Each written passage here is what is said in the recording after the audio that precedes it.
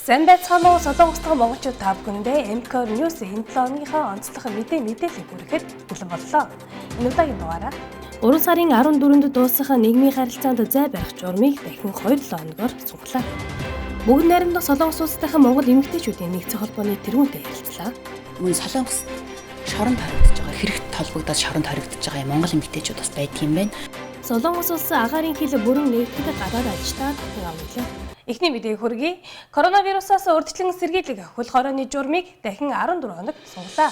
3 сарын 11-ний өдөр Солонгос улсын засгийн газрын ээлжид хуралдаан болж нийгмийн харилцаанд зай барих журам болон 5 хүнээс дээш уулзаж цугдахыг хориглосон шийдвэрийг дахин 14 хоногоор цуглаа. Мөн 3 сарын 10-ны өдөр халдвар түвшнээс урьдчилан сэргийлэх вакцинжуулалтын албаны мэргэжилтнүүд хуралдаж AstraZeneca вакциныг 65-аас дээш насны ахмадуудаа хамруулахар болсон байна. Одоогийн байдлаар вакцинд хамрагдсны дараа нас орсон иргэдийн тоо 15 байгаа бөгөөд вакцин хийлгэсний дараа 1-2 хоног ажлаас чөлөөлөх талаар яригдж байна. Бүгд найрамдах Солонгос улсынхаа монгол эмэгтэйчүүдийн нэгдсэн холбоо хил соёлын болон үн төлбөргүй сайн дурын сургалтуудаа танилцууллаа. Сайн байна уу? Танд энэ өдрийн мэндийг хүргэе. Танд ч гэсэн энэ өдрийн мэндийг хүргэе. За бүгд найрамдах Солонгос улсынхаа монгол эмэгтэйчүүдийн нэгдсэн холбоо гэж үйл ажиллагаа явуулдаг холбоо байдаг. Энэ холбооныхаа талаар та дэлгэрэнгүй мэдээлэл бас манай үзэгчдэд хүргэж. За намайг өрсөнд баярлалаа. Манай холбоо 2010 онд байгуулагдсан байгаа. Одоо 23 удирдах зөвлөлийн гишүүд, тэгээ 900 энгийн гишүүдтэй. Тэгээ манай холбоо бол шашин шүтлэг нийгмийн давхрыг харгалзахгүйгээр бүгд найрамдах Солонгос улсад ажиллаж амьдарч байгаа бүх эмэгтэйчүүдийг хамрах боломжтой ийм холбоо юм байгаа юм аа. Холбоо маань яг ямар зорилго, чиглэлтэй үйл ажиллагаа явуулдаг байгаа вэ? Бүгд найрамдах Солонгос улсад ажиллаж амьдарч байгаа монгол эмэгтэйчүүдийн нийтлэг эрх ашиг, тэдний сайн сайхны төлөө. Хоёрдугаарт нь Солонгосод ажиллаж байгаа амьдарч байгаа эмэгтэйчүүдийн нийгмийн амьдралд тасан зохицох, нийгмийн идэвхийг нь сайжруулах, нийгэмд эзлэх байр суурийг дээшлүүлэх ийм зорилготой. Гуравдугаарт нь бүгд Монголынхаа соёлыг Солонгост дэлгэрүүлэн хүмүүст таниулах ийм зорилготой байгаа. За Монгол эмэгтэйчүүдийн нэгдсэн холбоо маань ямар үйл ажиллагаа хөтөлбөрүүдийг ер нь хийсээр ирсэн бэ? Манайхад 10 жилийн турш айгүй их үйл ажиллагаа хийж ирлээ. Бид нар чинь хүний нутагт амьдарч байгаа чинь бүгдээрээ эх орноос хандах юм байна. Эх орондоо байсан тэр баяр ёслолыг бас тэмдэглэхэд энэ баяраар айгүй их сэтгэлээр ундаг үеэдэг байхгүй. Бид нар ч уг Монголд байсан бол ингэндээ. Тийм болохоор бид нар баяр ёслолыг энд тэмдэглэдэг. 2010 оноос хойш шинжлэлийн цэнгүүнийг хийж ирсэн. Мөн бид нар чинь 100 болохоор бас нэг догдолдог юм наадам мэддэг штэ тий. Наадмыг ч гэсэн бид нар 2012 оноос хойш жил болгон хийж ирсэн байгаа. 2013 онд бид нар 88 оны Олимпийн стадионд аягүй том стадион байдаг шүү дээ. Тэр стадионд бараг 7000 хүн оролцсон тийм том наадмыг бас хийж исэн байгаа. Бас Итоны олон улсын фестивал гэж болдгийм байгаа. Жил болгон болдог. Энд намар болдог байхгүй. Тэгээ тэнд бид нэрээ Сөүл хотын захиргаанаас төсөв аваад тэгээд майхан ажилуулад тэрэндээ Монголынхаа соёлыг сурталчлаад Монгол урлагийн тоглолтоо хийгээд Монгол үндэснийхээ хувцсыг өмсч бусдаар олон орны хүмүүстэй зэрэгцэн парадаар чигсаж ингэж их орноо сурталчилдаг. Мөн 2018-19 онд ч гэсэн шин нэрний шин хандлага гэсэн ийм лекторуудыг урьж авчираад тэгээ лекц хийж исэн байгаа. За цаашдаа ер нь Солонгост ажиллаж амьдарч байгаа эмэгтэйчүүдийнхээ төлөө яг ямар хөтөлбөр үйл ажиллагаануудыг хийхээр төлөвлөж байгаа вэ? Манай холбоонд 8 багтай. Тэгээ хамгийн ихний баг бол урлагийн баг гэж байдаг. Урлагийн баг маань Цэргийн дуу бүжгийн эрдмийн чуулганы дуучин Монгол улсын соёлын тэргүүний ажилтан Баяр сайхан эгч маань ахалж явуулдаг юм байгаа. Тэр эгч маань одоо морин хурын сургалтыг зохион байгуулад ажиллаж байгаа.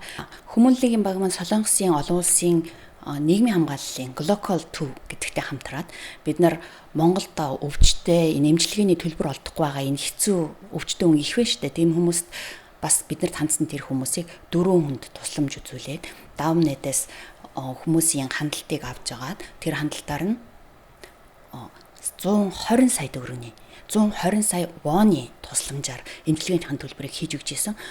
Хүний эрхийн баг гэж байдаг. Энэ эмэгтэйчүүдийн эрхийг хамгаалуулахаар тэдний зөрчигдөж байгаа бид нар надад ийм юм болоод энийг яадаг юм болоо гэсэн эмэгтэйчүүд бид нар их ханддаг. Тэр хандсан хүмүүсийг энэ зохих байгууллагуудаа бас холбож өгдөг юм байна. Мөн Солонгост шоронд хоригдож байгаа, хэрэгт толбогдоод шоронд хоригдож байгаа монгол эмэгтэйчүүд бас байдаг юм байна. Тэгээ нодлон бид нар тэр монгол эмэгтэйчүүдтэй очиж уулзаад сэтгэл санааны дэмжлэг өгөөд эд материалын хандив цуглуулад унших ном бас бэлдээд ингэж эргэж бас байсан. Хувь хүний хөгжлийн баг гэж бас байдаг.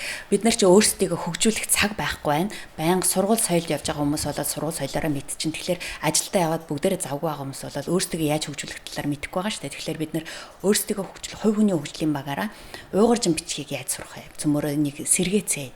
Англи хэлээр бас хоорондоо ярьж сур яадахна ярианы хэлтэй ч гэсэн болъё гэ. Манай орчуулгын баг гэж байдаг. Манай орчуулгын багт чинь хүн Солонгост амьдарч байгаа хүмүүс бүгдээрээ солонгос хэлтэй хүмүүс байдгүй. Хэл мэдэхгүй хүмүүс байгаа. Тэр хүмүүст төлбөрүүгээр орчуулгыг хийж өгдөг. Одоо бас бид нар мэрэгжлийн хэллийг мэдэхгүй зүйл бас их байна. Тэгэхээр жоохон хэл мэддэг ч гэсэн энийг яг юу гэж орчуулдаг юм болоо гэдэг дээр бас мэдэхгүй хүмүүс байгаа учраас бид нар тийм сургалт бас зохион байгуулж байгаа.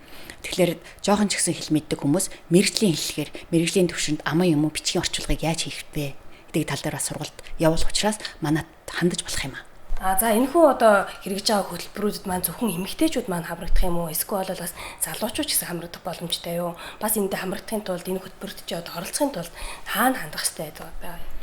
Бид нар эмэгтэйчүүдийн холбоо гэж байгаа боловч эрэгтэйчүүд ч гэсэн танай холбоонд орё гэсэн эрэгтэйчүүд байдаг л да. Манайх бид нар бас оролцмоор байна. Юмд ч оролцмоор байна гэсэн хүмүүс байдаг юм аа. Яг тэгэхээр бид нар наадам зохион байгуулж эрэгтэй эмэгтэй хүүхдүүдтэйгээ бүгдээрээ ирдэг учраас шинжлэр ч гэсэн эрэгтэй эмэгтэй хүмүүс бүгдээрээ ирдэг учраас бид нар бүгдэнд нь хандаж үйл ажиллагаа явуулдаг юм байгаа. Манай холбоо чинь эмэгтэй хүнд зорж байгаа ч гэсэн цаана нь гэр бүл байгаа учраас гэр бүлдэд хандаж ингэж юмаа зохион байгуулдаг юм байгаамаа. Манай байгууллагын үйл ажиллагаа бол бүгдээрээ сайн дурын үн төлбөргүйгээр нийт монголчуудаа зориулж ийм үйл ажиллагаа явуулдаг юм байгаа. Хүний авсан баяр баясгалангаас өгч байгаа баяр баясгалан чинь хамаагүй их хэд дахин том байдаг. Тийм болохоор сайн дурын ажил хийе. Хин нэгэнд би тусалж чадах юм байна. Би ийм юмараа тус болж чаднаа гэсэн хүмүүс, өөрсдийгөө хөгжүүлье гэсэн хүмүүс, солонгосын нийгэмд хөл зэрэгцэн алхахъя гэсэн хүмүүс байх юм бол хинт ч гэсэн манай хаалгууд нээлттэй шүү. За маш баярлалаа. Энд ч гэсэн баярлалаа. Солонгос улсын агаарын хил бүрэн нэгтгэдэг гадаад ажилчдаа татан аванд хэмээн мэдээлэл хийжээ. Солонгос улсад гаднаас болоод 16 орноос болоод ингээ хөдөлмөрийн гэрээт ажилтныг болоод хүлээж авч ажиллаулдаг. За цар тахал коронавигийн улмаас болоод энэ ажил болоод үндсэндээ зогсчихсон байж байгаа. Тэгэхээр энэ талаар бол Солонгосын засгийн газар хөдөлмөрийн яам, за ажил дээр хүний эзэн эрх газар бас тодорхой хэмжээний ажил болоод хийж байгаа. За ажил олгогчид бол ажилчдыг гэрээт ажилтнаа бол ямар нэгэн байдлаар хөдөлмөрийн бийдээсээ сонгох байр энэ ажил бол хэвээ явагдаж байгаа. Ганцхан энэ коронавигаас болоод одоо нэгч гэрээт ажилтан бол 16 орноос бол өнөөгийн байдлаар орж ирээгүй байна. Тэгэхээр яг өнөөдрийн байдлаар Солонгос улсын засгийн газраас хөдөлмөрийн яамнаас нь за ажил дээр хүний эзэн эрх газараас энэ 16 орноос орж иж байгаа гэрээдүүдийн талаар ямар байр суурьтай ямар ажиллагаа хийж байгаа юм бэ гэдэг талаар нь тодруулж асуух хэрэгтэй байгаамаа. Дэлхийд дахин төдийгүй манай улсад эрчимтэй тархаад байгаа COVID-19 цар тахлын байдал хүндхэн байгаа үнэ үед илгээгч 16 улс орноос гэрээт ажилчдыг манай улс одоогийн байдлаар хүлээн авах боломжгүй байна. COVID цар тахлын байдал намжин халдварын тоо буурвал шинээр ирэх гэрээт ажилчид болон тусгай доктортой нөхцлөөр ирэх ажилчдыгаа хүлээн авах болно. Одоогийн байдлаар олон улсын нислэгүүд хумигдсан хөлийн хоригоо цуцлаагүй байгаа үед чөлөөтэй зорчих боломжгүй байгаа шүү дээ. Тун удахгүй энэ байдал маань хэвийн болж үйл ажиллагаа жигдэрх болно гэж найдаж байна. Хампас аппликейшн 3 сарынхаа мөнгөн гуйлгын шимтгэлийг тэг дүүрэг болгожээ. Сайн байцгаана уу? Олон улсын мөнгөн гуйлганы Хампас аппликейшны 3 сарын ээжит бэлэг 5 хүн төгрөгт бэлэн боллоо. Хампас аппликейшныхаа нийт хэрэглэгчдэд зориулан 3 сарын турш та хэдэн ч удаа Монгол руу мөнгөн гуйлгах гэсэн ямар ч хэлбэг хүлээх боломжийг олгож байна. Хэрэг та Хампас аппликейшны хэрэглэгч болж амжаагүй яг одоо бүртгэлээ хийлгэн Монгол руу мөнгөн гуйлах хийгээд Apple компани iOS загварын ухаалаг цагийн хонжиртай цуглаанд оролцох бүрэн боломжтой юм а. За мөн дээрээс нь үндсэн хэрэглэгчд маань Монгол руу 100-аас дээш мянган воны 2-оос дээш гүйлгээхийн Apple компани iOS загварын ухаалаг цагны эзэн болох бүрэн боломжтой юм а. За тэгээд та бүхэн Хампас тэтгэл амжаагүй яг одоо бүртгэлээгээрээ Хампас хаач тантайхаа. Энэ 7 өдрийнхөө онцлог мэдээлэл хүргэлээ. Үзэгч та мэд хэрэгтэй бид мэдээлэл хүрхтэй. MCOR News наран гарав.